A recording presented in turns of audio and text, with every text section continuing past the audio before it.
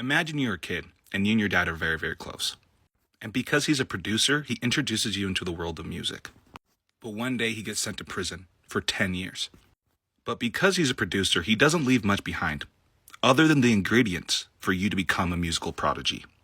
You take everything that he was able to give you, crack FL Studios, and you start making beats. But you actually find yourself in a position where you actually have to make beats. Because at this point, the internet rap scene is starting to cultivate itself, and this is the only way that you can make money. You sell your first beat online for only $50. But that's enough motivation for you to start dropping beats 5 to 7 times a day for 2 years straight. And next thing you know it, rappers within your region and outside your region are starting to pick up. Luckily for you, there's a young up-and-coming rapper from Philadelphia named Meek Mill, who absolutely loves your unique beat production, who actually puts you on his breakthrough project. And with him blowing up and your track Tony Montana, you both become superstars. It's also around this time that your father gets out of prison.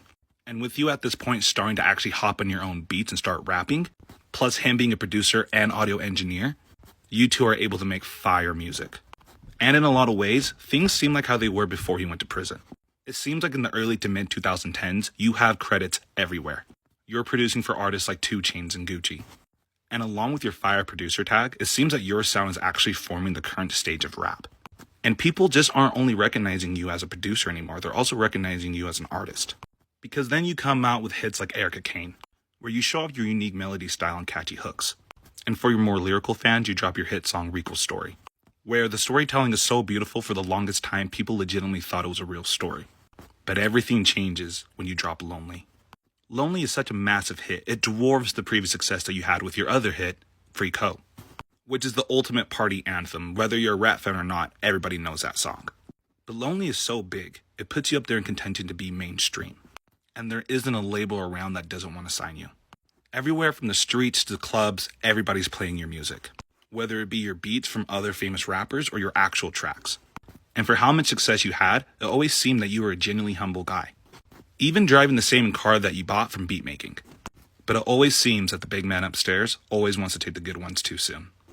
One day your mother posts on Facebook and it comes to light that you've been missing for a few days. And after finally getting legal permission, the authorities finally make it into your home, where they see you collapsed in the garage next to the car that you bought from beat making. With no sign of foul play, it's determined through autopsy that you died of a heart attack at the age of 19. However, unlike your father, you actually do leave something behind. You literally change an entire genre of music before you're 20 years old, and you're credited as one of the most influential rappers of all time. Almost 10 years later, and everybody still remembers Speaker Knockerz.